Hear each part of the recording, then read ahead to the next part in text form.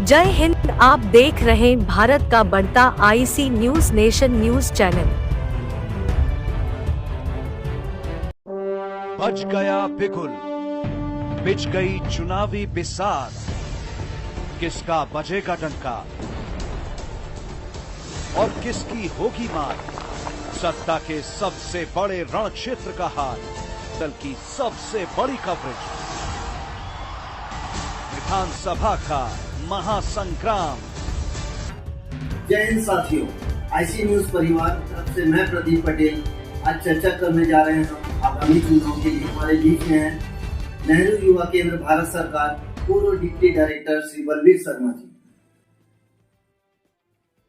तो शर्मा जी, जैसा कि आप एक वरिष्ठ कांग्रेसी हैं और आपने विधायक गढ़ के लिए आवेदन दिया है, उसके कुछ बोलिए। मैं आईसी न्यूज नेशन सत्यजीत को और बधाई देना चाहता हूँ कि आपने मुझे यहाँ बुलाया और मुझे लायक समझा। मैं कांग्रेस का टिकट का आवेदन मैंने किया है और मैं 2003 से मेरा नाम चल रहा था और नेहरू युवा केंद्र में उससे पहले मैं जब से मैंने होश संभाला, मैं कांग्रेस का सदस्य रहा हूँ, तब से मैंने होश संभाला है। मैं कॉलेज में चुनाव लड़ा और NSY की बेंच के नीचे लड़ा और वहाँ कॉलेज का अध्यक्ष बना। अध्यक्ष बनने के बाद मैंने 89 दिन आंदोलन संघर्ष किया रायगढ़ की विभिन्न समस्याओं को लेकर और सरकार को आगे झुकना पड़ा और हमारी मांगों को मानना पड़ा। तो एक आंदोलन रायगढ़ की जनता, मैं अकेला कुछ नहीं कर सकता था, मैंने प्रयास किया, संघर्ष किया, रायगढ़ की जनता को समझाने में सफल हुआ। रायगढ़ के युवा, छात्र, नागरिक, कर्मचारी मोर्चा सभी लोगों ने मेरे को सहयोग करके उस आंदोलन को सफल बनाया। अकेला व्यक्ति कुछ नहीं कर सकता, रायगढ़ की जनता साथ थी तो हम आंदोलन में सफल हुए। मैं 89 में नेहरू युवा केंद्र संगठन की स्थापना राजीव गांधी जी ने की। असलम शेर का माध्यम, असलम शेर खान जी उनके दोस्त थे राजीव गांधी जी के, और राजीव गांधी का सपना था कि नेहरू युवा केंद्र में जो लोग आएंगे उन्हीं में से विधायक सांसद बना के आगे उनके लिए प्रयास करेंगे। हमारा दुर्भाग्य था कि स्वर्गीय राजीव गांधी नहीं रहे, उस बीच में चले गए और नेहरू युवा केंद्र में आने के बाद राजीव गांधी के निर्देश पर मैं नेहरू युवा केंद्र में आया और गाँव में मैंने रायगढ़ में जिले में ज़्यादा रहा और गांव में जाकर युवा में महिला मंडल बड़ा, सामाजिक काम के और हमारे द्वारा बहुत लोगों को रोजगार मिला। ये प्रयास, हमारे प्रयास से लोगों को रोजगार मिला, मार्गदर्शन दिए, महिला समूह बनाया, युवा मंडल बनाया, उनके द्वारा उनको बनाया और ये नेहरू युवा केंद्र संगठन राजीव गांधी की। तो बलबीर शर्मा जी, अगर आपको चुनाव टिकट मिल जाता है तो आपका रायगढ़ को लेके एजेंडा क्या होगा, उद्देश्य क्या होगा, इस बारे में बताइए। ईश्वर की कृपा से, गुरु जी की कृपा से अगर मुझे मौका मिला, पार्टी से लायक समझी, तो मैं रायगढ़ के विकास में सबसे बड़ा अवरोध है कि एक प्रदूषण है और हमारे रायगढ़ में जितने उद्योग लगे हैं, मेरा प्रयास रहेगा उद्योग को सरकार के सामने बिठा के वहाँ से लोगों के गांव में और शहर का विकास कराया जाए। पहली बात तो क्या है कि मेरा जो बचपन से मेरे को सब जो जानते हैं कॉलेज के समय से ही, पहली बात तो मैं कमीशन खोर नहीं हूँ।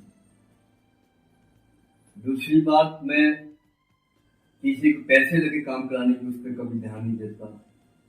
मेरा उद्देश्य साफ रहता है, जो मेरे पास आएगा उसका काम होना चाहिए, वो कराने के लिए पूरा संघर्ष करूँगा। और पहली बात, दूसरी बात, तीसरी बात, हमेशा मैं पावर में भी रहा हूँ, ऐसा नहीं, इनडायरेक्ट में पावर में रहा हूँ। उसके बाद में सब जानते हैं कि मैं किसी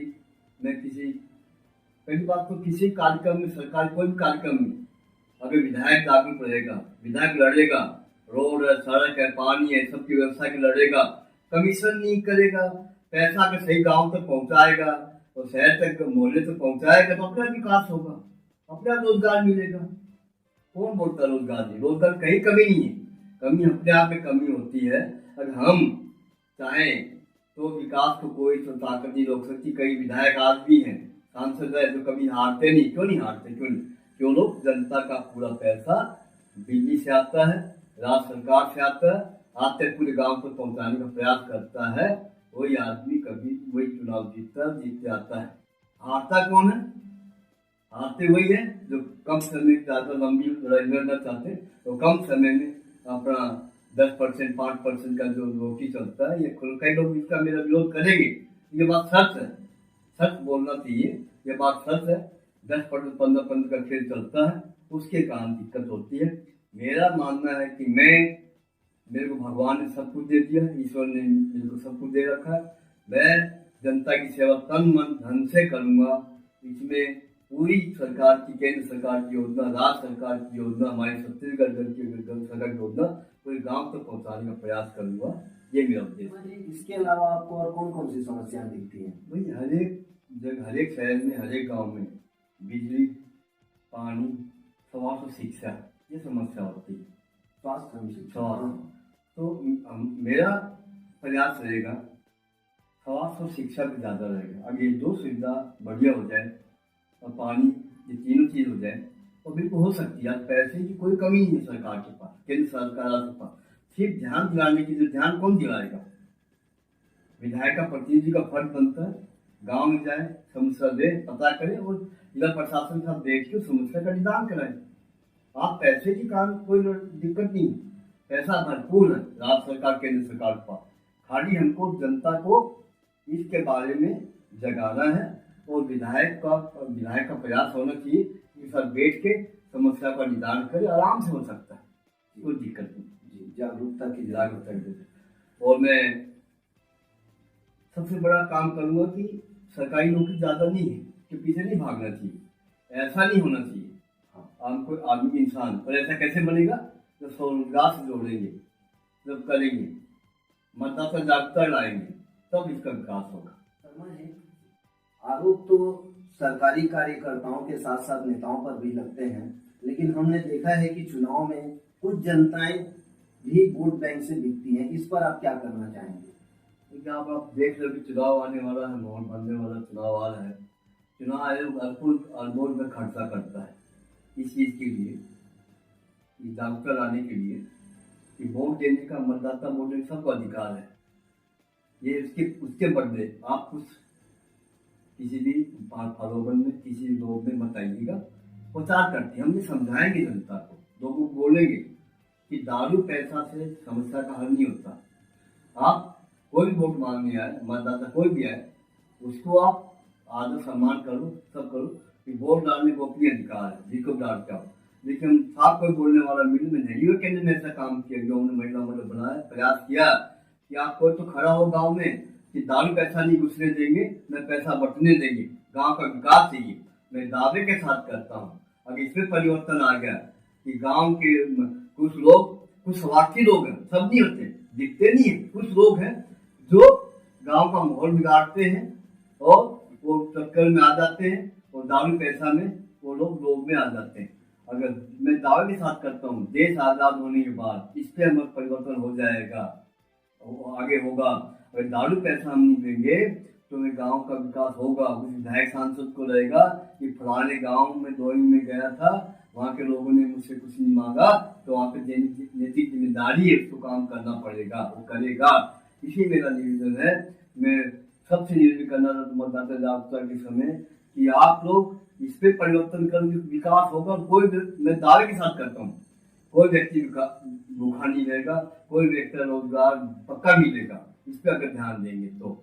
और दूसरा जो चीज हो रहा है गाँव में, ग्राम सभा और सूचना का अधिकार, इस पे भी ध्यान देना चाहिए। मैं ये 3 मुद्दों को लेके IC न्यूज चैनल को मैं वचन देना चाहता हूँ। इन 3 मुद्दों को लेके ग्राम सभा, कहीं को पता ही नहीं ग्राम सभा में कौन सदस्य, कौन जाते हैं। ग्राम सभा में कोई बैठते ही नहीं है, 10-15 लोग बैठते हैं, वही रेवड़ी खा जाते हैं, जिसकी योजना है उसको पता ही नहीं। ग्राम सभा में भाई साहब पटेल जी इतना बड़ा शक्ति दिया है कि ग्राम सभा में जो भी प्रस्ताव पास हो जाता है, उसको सुप्रीम कोर्ट भी रद्द नहीं कर सकता। इतना अधिकार आपको राजीव गांधी ने 1986 में दिया, तो उपयोग हम क्यों नहीं करते? आप सरपंच के भरोसे क्यों? आप जाओ ग्राम सभा जाओ, अपनी बात को रखो, तो आपको रोजगार मिलेगा, काम मिलेगा। हम जाते नहीं है और उनके भवन मीटिंग खत्म हो जाती है, तो किसको लाभ मिलेगा? किसकी गलती? हमारी गलती। पहले अपना को सुधारना पड़ेगा, फिर दूसरे को सुधारने की पटेल से हम बात कर सकते हैं। शर्मा जी, रायगढ़ विधानसभा की समस्याएं क्या क्या दिखती है? सबसे बड़ी समस्या तो रायगढ़ में प्रदूषण है। हमने रायगढ़ की जनता ने सोचा था कि 2 घंटे आएंगे, लोगों को रोजगार मिलेगा। रोजगार तो कम मिला, लेकिन प्रदूषण ज्यादा मिल गया। रोजगार मिला, ऐसा नहीं कि बिल्कुल नहीं मिला, लेकिन कम जितना मिलना चाहिए उतना नहीं मिल पाया। और प्रदूषण से बड़ी बड़ी समस्या है। मेरा उद्योग धंधों से विरोध नहीं है, मेरे प्रदूषण से विरोध है। ऐसा नहीं कि खाली प्रदूषण उद्योग धंधों से पड़ता है। प्रदूषण रोड सड़क नहीं बनने से, धूल से भी प्रदूषण फैलता है, ये कारण होता है। तो मेरा पहले सरकार में अगर मैं रहा, मेरे को चुनने का, मेरे को जनता चुना, ये तो मेरे दावे के साथ है कि रोड से तो प्रदूषण नहीं होगा। ये तो मेरा पक्का वचन है जनता को। दूसरा, प्रदूषण के बारे में मेरा पूरा प्रयास रहेगा प्रशासन के साथ, छत्तीसगढ़ गवर्नमेंट से मिलकर, कि प्रदूषण मुक्त यंत्र का उपयोग किया जाए। वो लोग हर एक धंधों में, अलग उद्योग धंधों में प्रदूषण मुक्त यंत्र लगाया जाए। कोई प्रदूषण फैलेगा मैं उसके खिलाफ उनका उद्योग धंधे बंद कराने का प्रयास करूंगा जनता के साथ मिलकर, जैसे उड़ीसा में होता है। हमारे प्रदेश बगल में प्रदेश उड़ीसा है, वहाँ भी जनता खड़ी हो जाती है। ऐसे जनता को तैयार करेंगे, हम जनता करेंगे। जन सुनवाई में जनता सब समर्थन दे चली जाती है। ठीक है, आपका सवाल समर्थन दो, लेकिन जब काम की बात, आपके काम होने चाहिए।